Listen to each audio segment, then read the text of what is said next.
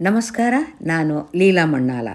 ಕರ್ನಾಟಕ ರಾಜ್ಯ, ಶಿವಮೊಗ್ಗ ಜಿಲ್ಲೆ, ಸಾಗರ ತಾಲೂಕು, ಭೀಮೇಶ್ವರ ಎಂಬ ಪುಟ್ಟ ಗ್ರಾಮ.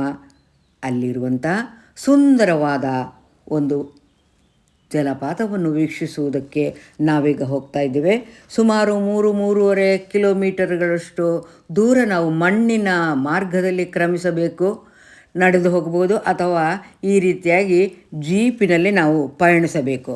ಇದೀಗ ನಾವು ತಲುಪಿದ್ದೇವೆ ಭೀಮಲಿಂಗೇಶ್ವರ ದೇವಾಲಯದ ಬಳಿಗೆ ಅಥವಾ ಭೀಮೇಶ್ವರ ಜಲಪಾತ.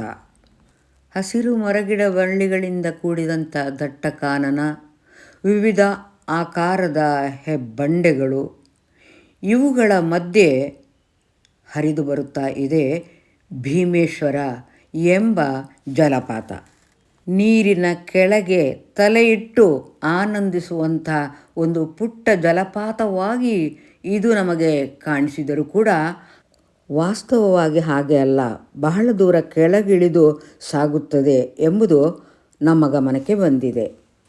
ಕಡಿದಾಗಿ ಇಳಿಜಾರಾಗಿ ಇರುವ ಮಣ್ಣಿನ ಮಾರ್ಗದಲ್ಲಿ ಕೆಲವು ದೂರ ಕ್ರಮಿಸಿ ನಂತರ ಹಲವು ಮೆಟ್ಟಲುಗಳನ್ನು ಏರಿ ಈ ಜಲಪಾತವನ್ನು ವೀಕ್ಷಿಸಲು ಅಥವಾ ಈ ಪುರಾತನ ದೇಗುಲವನ್ನು ದರ್ಶಿಸಲು ಬರುವುದು ಒಂದು ಸುಂದರವಾದ ಅನುಭವವೇ ನಿಜ.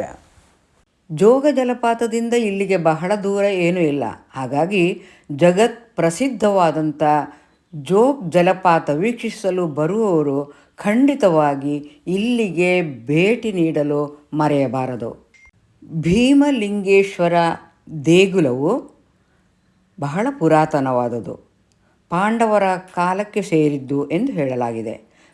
ಪಾಂಡವರು ತಮ್ಮ ವನವಾಸದ ಸಂದರ್ಭದಲ್ಲಿ ಇಲ್ಲಿಗೂ ಆಗಮಿಸಿದ್ದರು ಎಂಬುದೊಂದು ನಂಬಿಕೆ. ಆಗ ಭೀಮನು ಶಿವನನ್ನು ಒಲಿಸಿ ಶಿವಲಿಂಗವನ್ನು ಪಡೆದುಕೊಂಡು ಇಲ್ಲಿ ಒಂದು ಗುಹಾಂತರ ದೇವಾಲಯವನ್ನು ನಿರ್ಮಿಸಿದ. ಹಾಗೆಯೇ ಶಿವಲಿಂಗಕ್ಕೆ ಅಭಿಷೇಕ ಮಾಡಲು ನೀರು ಬೇಕಾಗಿತ್ತಂತೆ. ಆಗ ಅರ್ಜುನನು ಬಾಣವನ್ನು ಹೂಡಿ ನೀರನ್ನು ಬರಿಸಿದನಂತೆ. ಸರಳ ಅಂದರೆ ಬಾಣ ಹೂಡಿ ನೀರು ಬರಿಸಿದ್ದರಿಂದ ಇದು ಸರಳ ಹೊಳೆಯಾಯಿತು ಎಂಬುದೊಂದು ಪ್ರತೀತಿ. ಶಿವಲಿಂಗವಲ್ಲದೆ ದೇವಾಲಯದೊಳಗೆ ಇನ್ನಿತರ ದೇವದೇವಿಯರ ವಿಗ್ರಹಗಳು ಕೂಡ ಇವೆ.